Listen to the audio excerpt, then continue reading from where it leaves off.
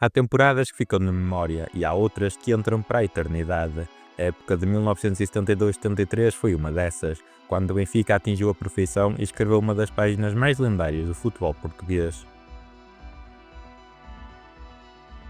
Em 1972, o campeonato português era dominado por Benfica e Sporting. Benfica tinha de um bicampeonato e contava 19 títulos, 6 a mais que o Sporting.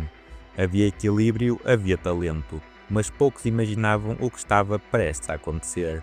No banco estava Jimmy Hagan, o treinador inglês conhecido pela sua disciplina férrea, pela exigência e pelo foco absoluto na vitória. Um homem que acreditava no trabalho, no rigor e no futebol ofensivo. À sua frente, um grupo de craques: José Henrique, Manuel Bento, António Fidalgo, Malta da Silva, Humberto Coelho, Macias, Calisto, Artur Correia, Bastos Lopes, Rui Rodrigues, Matin, Barros, Cheu, Tony, Vítor Martins, António Simões, Jaime Graça, Diamantino, Artur Jorge, Jordão, Vítor Batista, Nelinho, Nené e Eusébio. Uma geração dourada, madura e letal. A temporada começou com um objetivo simples: conquistar o tricampeonato, mas o que o Benfica fez foi muito mais do que isso. Jornada após jornada, vitória após vitória, o Clube da Luz mostrava um futebol dominador, intenso e técnico. As equipas adversárias chegavam ao Estádio da Luz e saíam derrotadas. Fora de casa, o Benfica era igualmente demolidor, o espírito coletivo era inquebrável e o ataque imparável. Eusébio estava em plena forma, terminou como o melhor marcador com 40 gols no campeonato, quase o dobro do segundo melhor marcador Flávio, do Porto, com 21. Mas o segredo não estava só no talento individual, estava na coesão, na entrega, na mentalidade vencedora.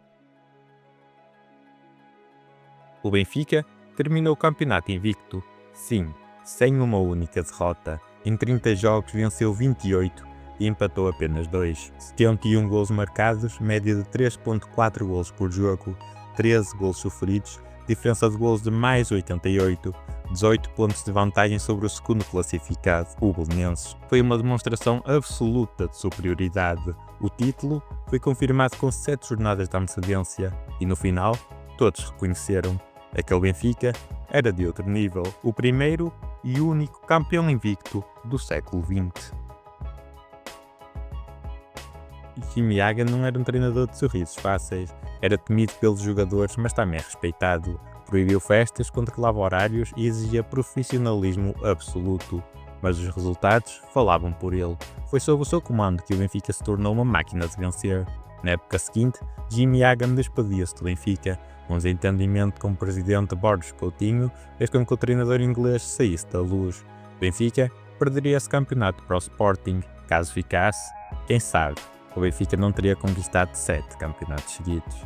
Se quiseres saber mais, subscreve e ativa as notificações e não percas o futuro vídeo que conta a história do lendário técnico Jimmy Hagan. Em 1972-73 ficou para sempre como o auge da sua era. Um feito inédito até então e que só seria igualado décadas mais tarde. A equipa foi recebida como heróis. Eusébio ergueu mais uma bota de ouro e o tricampeão Jimmy Hagan, o inglês que conquistou Lisboa, entrava definitivamente para a história. O campeonato de 1972-73 é mais do que um número, mais do que um título. É um símbolo de perfeição, de uma equipa que soube unir talento, disciplina e amor ao clube. Uma geração que se despedia do auge com um grito de glória. Ninguém nos venceu. 50 anos depois, esse título continua a brilhar, porque há vitórias que o tempo não apaga, e há equipas que não são apenas campeãs, são imortais. 1972-73, o ano em que o Benfica foi mais do que campeão, foi perfeito.